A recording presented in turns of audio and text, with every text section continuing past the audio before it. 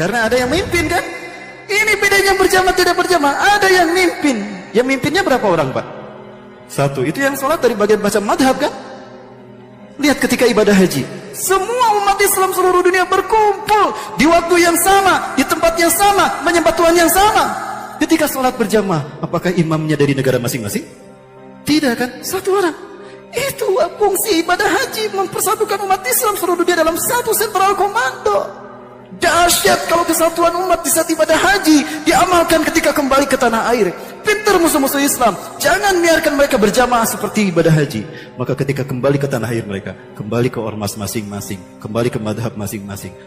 Ini yang terjadi, Bapak Ibu.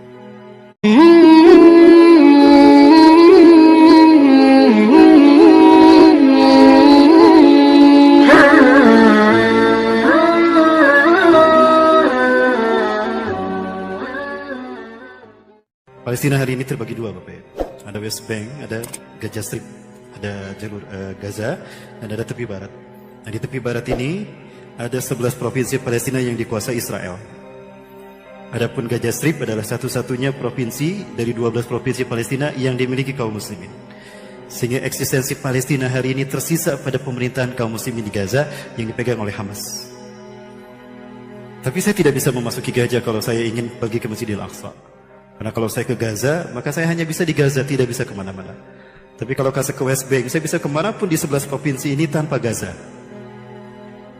Itulah nasib Palestina hari. Dan sesuatu yang tidak saya masuk di akal, Bapak. Dan saya tidak paham dengan ini.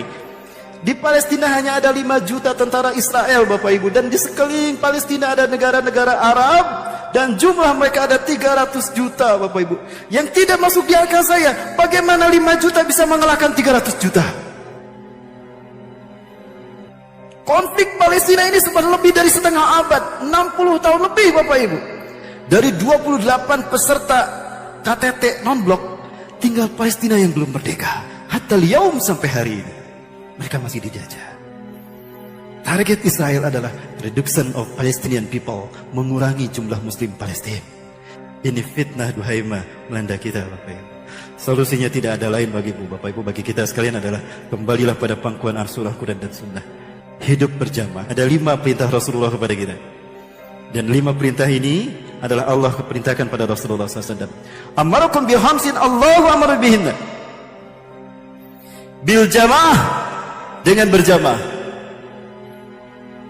Wabita'ah, dengan taat kepada Allah Azza wa Jalla dan Rasulnya. Maaf, bil jamaah, wabisami, mendengar apa yang Allah perintahkan dalam Quran dan Rasulullah perintahkan dalam hadis yang disampaikan oleh para ulama kita. Kita paham, kita mendengar, kita paham, dengarkan. Yang ketiga, wabituah, taati, laksanakan apa yang kita mampu. Dimulai dari berjamaah. Yang ketiga, ketika kita mengamalkan Islam dengan mentaati Allah dan Rasul, pasti ada yang nyinyir sama kita kan? Pasti ada yang tidak ridho. Betul, karena memang mereka tidak akan pernah ridho. Walan tardu ankal yahudu wa nasara hatta tattabi'a millatahum. Mereka akan berhenti kemurkaannya sampai kita mengikuti cara mereka beragama. Sekarang udah banyak orang ada cara mereka beragama dengan dalih motif toleransi kan? Udah jelas yang mati orang Kristen, petinya aja ada skripnya, diangkat menggunakan la ilaha illallah Muhammadur Rasulullah, Allahu Akbar. Ini fitnah akhir zaman, Bapak Ibu. Hilang muruah umat Islam hari ini. Mereka menghinakan diri mereka karena kebodohan mereka sendiri. Ya, maka kita harus hijrah dari jalan Allah, dari tempat kita. Gak boleh diam. Bumi Allah ini luas. Kita harus hijrah. Kenapa Rasulullah hijrah ke Madinah? Menyusun kekuatan, mempersatukan mereka umatan syaksiyah Islamiyah. Pribadi-pribadi bertauhid di Mekah muncul, Abu Bakar, Umar, Utsman, Zaid bin Harithah, Ammar bin Yasir. Kuat mereka pondasi akidahnya. Satukan mereka di Madinah. Dibentuk ummatan wahidah. Itu fungsi hijrah. Setelah menjadi ummatan wahidah, rebut kembali Mekah. Jihad fisabilillah. Ini 5 solusi bagi kita menghadapi fitnah akhir zaman. Bil jamaah, dengan berjamaah. Bapak Ibu sebentar, hari ini umat Islam berjamaah apa berpecah belah? Saya bertanya dari keyakinan Bapak Ibu, tolong jawab dengan keyakinan juga.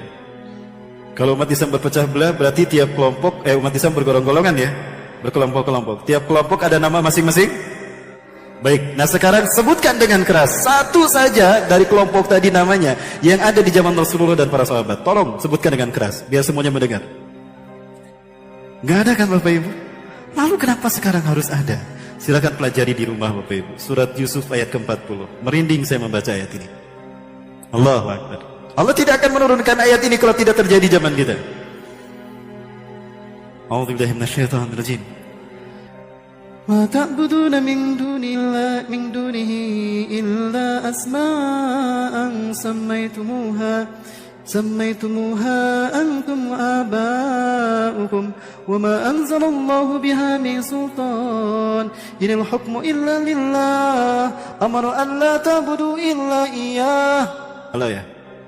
Tidak ada yang kalian sembah selain Allah kecuali nama-nama yang kalian buat oleh kalian dan bapak-bapak kalian. Dari nama-nama kelompok tadi ada yang dibuat oleh, ada yang muncul belakangan ini. Padahal Allah tidak menurunkan perintah tentang nama-nama itu. Tadi saya tanya, ada nggak di zaman Rasulullah SAW nama-nama tadi? Tidak ada. Lalu kenapa sekarang harus ada, Bapak Ibu? Hati-hati Bapak Ibu. Berpecah belah dalam beragama itu syirik. Quran surat Ar-Rum ayat 31-32. Munibina ilaih wattaquhu wa aqimus salata wa la takunu minal musyrikin. Dengan selalu bertobat kepada Allah. Ayat 30-nya adalah fitrah kita Islam. Agar kita tetap dalam fitrah kita Islam, satu, senantiasa rajin istiqomah bertobat kepada Allah. Bertakwa kepada Allah dan mendirikan sholat. Bapak Ibu, taubat, takwa dan sholat ini perbuatan siapa kalau bukan perbuatan orang muslim? Betul? Dan orang Islam paham kalau musyrik itu nggak boleh, syirik itu nggak boleh. Tapi kenapa di ayat yang di ujung ayat ini Allah perintahkan, Allah larangkan? Wala takunu minal musyrikin. Janganlah kamu termasuk orang-orang musyrik. Loh, kok dilarang jangan musyrik? Kan sudah taubat, sudah takwa, sudah sholat. Wala takunu minal musyrikin. Jangan kamu termasuk orang musyrik. Apa tidak cukup taubat, takwa dan sholat kita menjauhkan kita dari syirik? Ya. Karena ada kemusyrikan yang bisa dilakukan oleh orang yang taubat, takwa dan salat. Itu ayat 31. Pertanyaannya, kemusyrikan macam apa yang bisa dilakukan oleh orang seperti itu? Lihat ayat yang berikutnya, ayat 32. Minal ladina farraqu dinahum. Subhanallah. Farraqu dinahum. Yaitu orang-orang yang farraqu, rohnya ditasdid. Beda dengan tanpa tasdid. Kalau tidak ditasdid, farraqu. Pecah jadi dua. Tapi kalau farraqu, tadi saya tanya, lebih dari 10 kan? Itu orang-orang yang memecah belah agama, mereka menjadi bergolong-golongan. Wa kanu syi'a, dan mereka bergolong-golongan. Kullu hizbin bima ladaihim farihun. Tiap kelompok bangga dengan nama kelompoknya. Tiap kelompok bangga dengan pemimpinnya, bangga dengan jumlah pemimpinnya, jumlah pengikutnya, dan bangga dengan kehebatan ulama-ulamanya. Terasa tidak Bapak Ibu? Ini musyrik Bapak Ibu. Kalau musyrik Allah ampuni tidak? Maka jangan salahkan Allah kalau jumlah kita yang mayoritas tidak membuat kita terlindungi dan kita tetap dibantai. Tunjukkan negara Arab mana yang belum dibantai. Palestina, Suriah, Libanon, Irak, Afghanistan, Uighur, Rohingya, Libya, Tunisia, Yaman. Masa Bapak Ibu rahmati Allah. Nah ini kita harus berjamaah. Bapak Ibu, besar mana masjid ini dengan Masjid Istiqlal? Saya bertanya dari keyakinan Bapak Ibu. Baik. Masjid Istiqlal itu kapasitasnya 20.000 orang. Ketika aksi 411 saya bertanya kepada DKM-nya, pengurus masjidnya. 21.000 orang. Itu penuh. Andaikan dari sop terdepan sampai luar penuh 21.000 orang. Rapat susunan sop sholat mereka. Dari takbir sampai salam kompak gerakannya sama. Tapi nggak ada yang mimpin satu orang di depan. Bisa disebut berjamaah? Kan jumlahnya banyak Pak, 21.000 orang Pak. Masjid ini kalau sholat subuh berapa orang Pak? 80 orang. Tapi yang 80 orang ini ada yang mimpin satu orang di depan. Idza kabbara fakabbiru, idza amana fa'aminu, idza raka'a farka'u. Ketika yang di depan takbir, yang di belakang takbir. Yang di depan amin, yang di belakang amin. Sampai salam diikuti. Bisa disebut berjamaah? Kenapa? Kan jumlahnya sedikit. Kan butuh pengakuan katanya. Karena ada yang mimpin kan? Ini bedanya berjamaah tidak berjamaah. Ada yang mimpin. Yang mimpinnya berapa orang Pak? Satu. Itu yang sholat dari bagian baca madhab kan?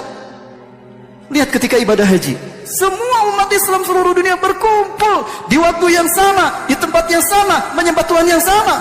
Ketika sholat berjamaah. Apakah imamnya dari negara masing-masing? Tidak kan? Satu orang. Itu fungsi ibadah haji. Mempersatukan umat Islam seluruh dunia dalam satu sentral komando. Dahsyat kalau kesatuan umat di saat ibadah haji diamalkan ketika kembali ke tanah air. Pintar musuh-musuh Islam. Jangan biarkan mereka berjamaah seperti ibadah haji. Maka ketika kembali ke tanah air mereka, kembali ke ormas masing-masing, kembali ke madhab masing-masing. Ini yang terjadi Bapak Ibu. Quran surat Al-Hasr ayat ke-14. La yuqatilunakum jami'an. Mereka tidak akan memerangi kalian kalau kalian bersatu padu. Ila fiqwal muhasnah, kecuali pada benteng-benteng teritorial. Nasionalisme, madhab, partai, ormas, dan sebagainya, sekte. Ini Bapak Ibu, fakta yang harus kita tinggalkan. Yuk kita kembali pada berjamaah pangkuran nasional. Berjamaah, mendengar, taat, hijrah, jihad fisabilillah. Barangkali itu dulu yang dapat saya sampaikan, lebih dan kurangnya mohon maaf. Yang benar dari Allah, yang salah dari kudapan saya pribadi dan saya beristighfar. Astagfirullahaladzim. Dan Allah ya kunal wa minkum. Assalamualaikum warahmatullahi wabarakatuh.